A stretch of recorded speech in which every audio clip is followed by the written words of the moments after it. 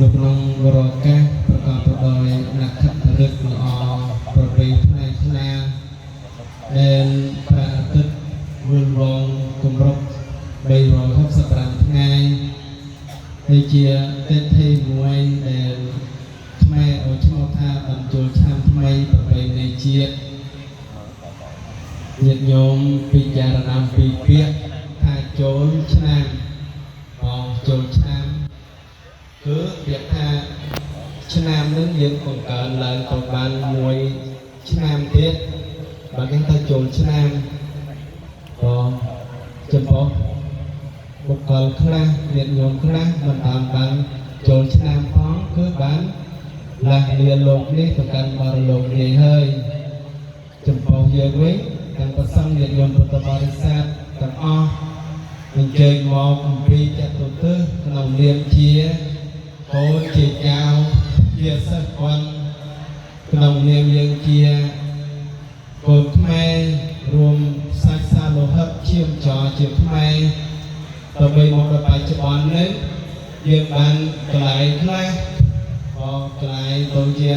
ចិនជាតិជាបងប្អូនយើងមានកិញ្ញមានចិនមិនជាដើមប៉ុន្តែបន្លប់ដែលដោះនៅក្នុងរោងហត្ថយវត្ថុគឺក្នុងឈាមចររបស់យើងគឺយើងនៅចប់ខ្សែស្រឡាយជាខ្មែររបស់យើងអំបញ្ញមិញគ្រូអធិបតីក៏បានសម្ដែងអំពីការកសាងវត្តឆ្លងកាលគឺ539ឆ្នាំមានញោមពិចារណាមើលដល់មួយឆ្នាំទៅមនុស្សស្លាប់ប្រមាណលានណាហើយមនុស្សដែលឈើស្កាត់ដេកនៅតាក្តីដេកនៅនទីពេទ្យក្តីទៅប្រមាណលានណាថាពេលរយៈកាលជាងកន្លះខែមុននេះយើងញោមពិចារណាមើលប្រទេសសៀមប្រទេសភូមានិងប្រទេសវៀតណាមមានមួយចំនួនតូចបានរំជួលផែនដីជាពិសេសប្រទេសភូមាបានប្រកបរង្កើប្រាក់ធរណីធ្វើឲ្យមនុស្សកលាភៈវាបលាស់ប្រត់ប្រាស់ស្លាប់ចូលញាតិសន្តានចូលបងចូលប្អូនចូលម៉ែចូលឪឬជាប្រកាន់ប្រាត់ប្តីពុកម្ដាយប្រាត់កូនកូនប្រាត់ពុកម្ដាយហើយសួរតើ539ឆ្នាំនេះអំពីនោះតើកន្លែងនេះជាស្មោះសានមែនអត់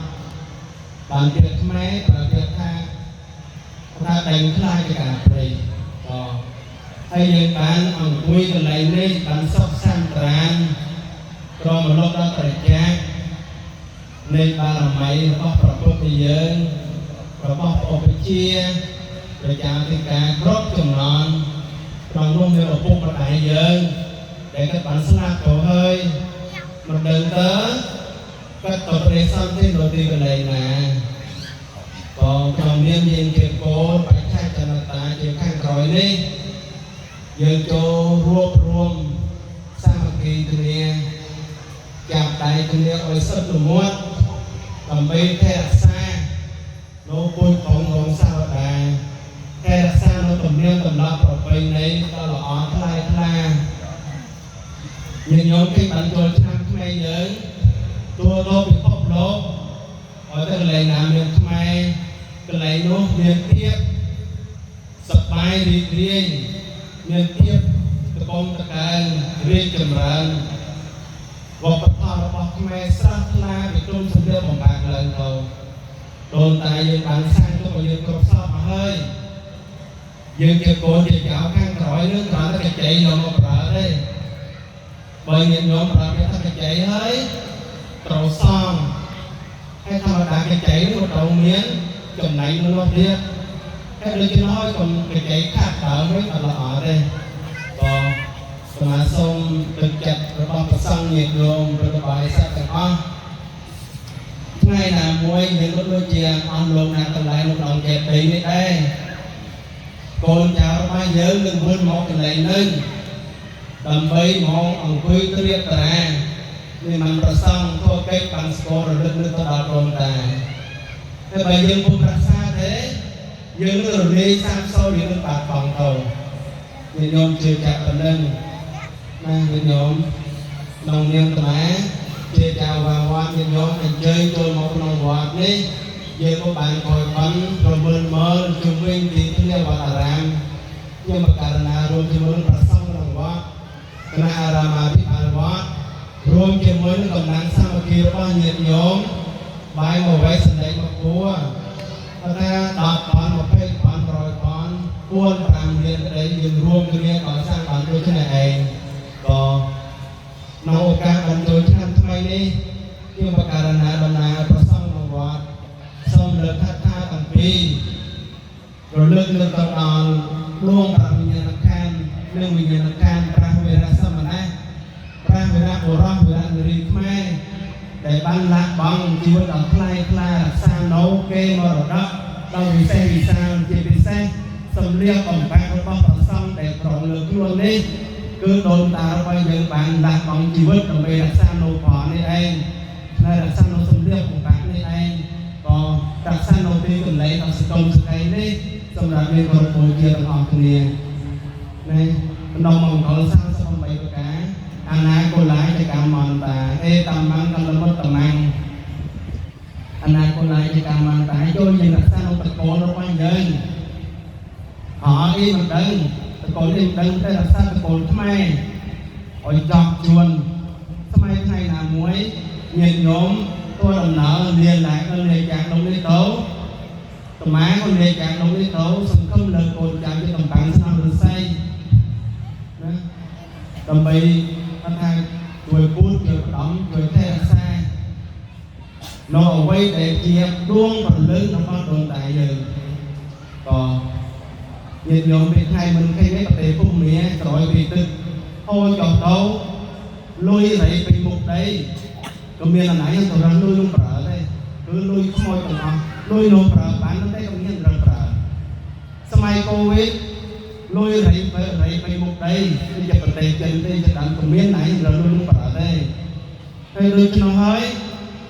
នាំគ្នាបដូរបានដីបានតិចមកកំផ្លោះគ្នាបងប្អូនអាណត្តិម៉ែអូននេះក្នុងភ្នោបានលុយបានកាក់មកគេគ្នាមិនស្មើឆ្លោះគ្នាក៏បែកបាក់បងប្អូនថ្ងៃតាម៉ែថ្ងៃតាអូធ្វើផ្សេងគ្នាតានេះធ្វើមកថ្ងៃនេះកាលនោះធ្វើមកថ្ងៃនោះប្រហែល100វ៉ាប្រហែលសម្លឹងគេវិញដល់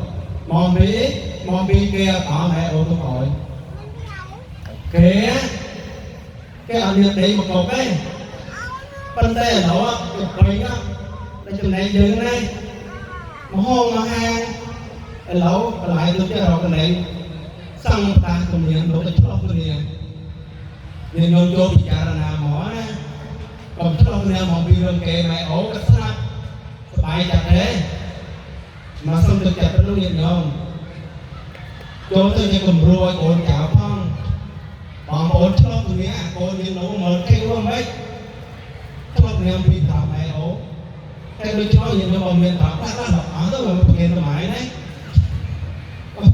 ទៅឲ្យឆ្លោះគ្នាទៅឲ្យឆ្លោះគ្នាមកណាត់ម៉ែអូមកសុំទៅប៉ុណ្្នឹងឯងញាតិញោមណាហើយតើអរគុណច្រើនសូមជូនពរញាតិញោមពុទ្ធបរិស័ទទាំងអស់ក៏ដែលមានមកនេះនិយាយចូលរួមចូលសហការសាមគ្គីគ្នាក្នុងនាមយើងជាជាងខ្មែរក្នុងនាមយើងជាកូនចៅដូនតាយើងដែលកន្លះបង់ជីវិតសូមមានយកទៅបានទេកាត់ទុកឲ្យយើងទេហើយយើងមិនចេះរក្សាឆ្លោះគ្នាមកពីអារម្មណ៍ត្រង់ក៏ក្នុងឱកាសឆ្នាំថ្មីមហាសូមប្រសិទ្ធិផលបវរសិរីសុខសិរីជីវមង្គលដោយអរសុខគ្រប់ប្រការ